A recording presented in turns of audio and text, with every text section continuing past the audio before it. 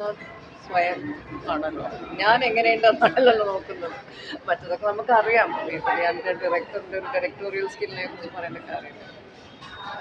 ഞാൻ വലിയ കുഴപ്പമൊന്നുമില്ല.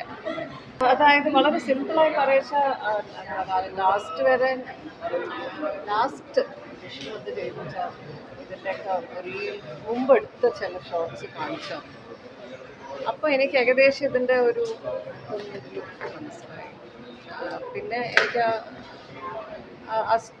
എന്നെ ആ ഒരു കഥാപാത്രത്തിൽ പ്ലേസ് ചെയ്യാൻ സാധിച്ചു. എനിക്ക് ലാസ്റ്റ് കാണിച്ചതിലാണ് ഞാൻ ഓക്കെ പറഞ്ഞത്. ഡാൻസിലും അഭിനയം തന്നെയാണല്ലോ ചെയ്യുന്നത്. അപ്പോൾ എൻ്റെ വർക്കൊക്കെ നോക്കി അറിയാം, അത് ആക്റ്റാണ്, സ്റ്റേജ് ആക്ടറാണല്ലോ ഞാൻ. അപ്പം ആക്ടിങ് എൻ്റെ ആക്ടിങ് ഒരു ചാലഞ്ചായിട്ട് എനിക്ക് തോന്നാത്തൊരു കാര്യം. ഈ ഏത് മീഡിയമാണോ എന്നുള്ളതാണ് ഈ പറയുന്നത്. അത് വേറൊന്നുമല്ല, നമുക്ക് ഇപ്പോഴത്തെ ഒരുപാട് സമയം ബിസി ആയതുകൊണ്ടാണ് ഞാൻ ഇതിപ്പോൾ ഈ ഷൂട്ടിംഗ് സ്കെഡ്യൂളൊക്കെ വിഷ്ണു അത് വളരെ കെയർഫുള്ളായിട്ടാണ് സ്കെഡ്യൂൾ. അതും കൂടെ പറയാമല്ലോ. അത് വളരെ അത് വിഷ്ണു ആ കാര്യത്തിൽ വളരെ കൈൻഡായിട്ട്. അല്ല, സിനിമയുടെ പ്രത്യേകതയുണ്ട്.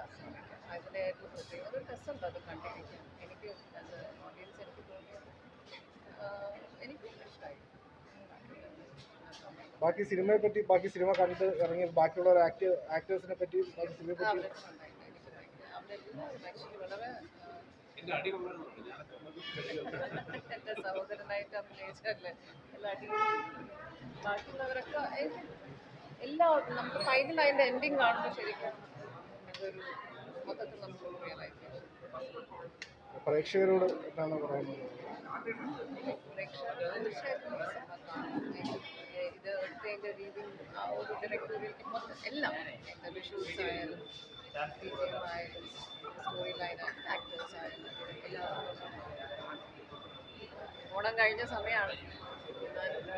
അവസാനം പായസം കിടക്കുന്ന പോലെയാണ്. പറയാൻ പറ്റില്ല, അങ്ങനെ ഒന്നും പറയാൻ പറ്റില്ല. എൻ്റെ ടൈമിങ് ശരിയാവാത്തതുകൊണ്ട് കമ്മിറ്റ് ചെയ്തിട്ടില്ല. ഇപ്പൊ അടുത്ത ഒരു ഇന്റർവ്യൂ ഇറങ്ങിയ ട്രോൾ ഇറങ്ങിയിട്ടുണ്ടായിരുന്നു.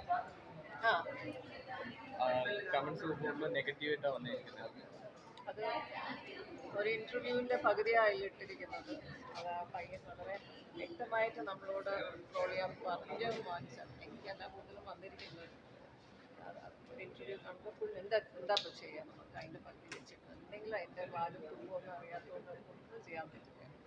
അതിൽ പ്രത്യേകം നമ്മൾ ആ ഫസ്റ്റ് ഇന്റർവ്യൂവിൽ പറയുന്നുണ്ട്, നിങ്ങൾ ചോദിച്ചു അത് പിന്നെ ലാസ്റ്റ് ആ പയ്യനും പറയുന്നുണ്ട്, ഞാൻ പറഞ്ഞിട്ടാണ് ഇങ്ങനെ ചെയ്യുന്നത്. ഇന്നത്തെ ഒരു സമ്പ്രദായം അങ്ങനെയാണ്. ഫുൾ ഇന്റർവ്യൂവിൻ്റെ ഇപ്പോൾ മിസ്അണ്ടർസ്റ്റാൻഡ് ചെയ്യപ്പെടും. എനിക്കൊരു പാഠം, ഇനി ഇന്റർവ്യൂവിനെ ഇരുന്ന് കൊടുക്കരുതെന്നുള്ളൊരു പാഠം.